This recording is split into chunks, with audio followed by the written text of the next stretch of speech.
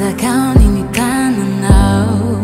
nanao izay azo natao fa tsy mety. Naverinao ireo teny nandratra, ireo teny tsy voahevitra, nankarary fo. Ka lasa nandao de taitra teo aho, nananteny ilay mandraky izay, natory tsy nisy ahiahy.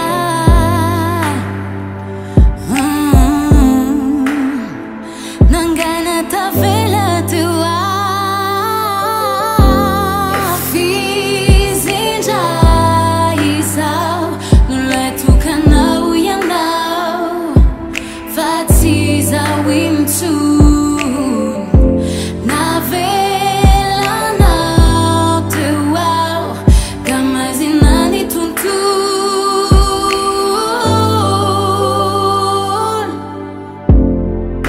efa izy indray no nisy olo ahy.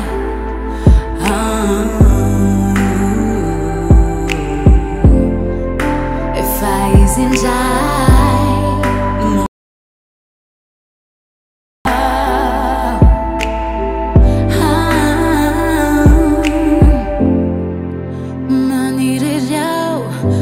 misy ireo zay rehetra natao, ny lasa tsy veriny intsony aminao,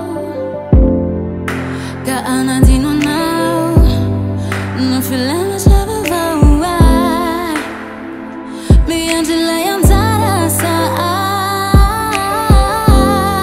Fizindra izao nolay tokanao ianao, fa tsy izao intsony.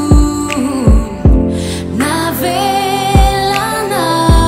teo aho ka mazina ny tontolo,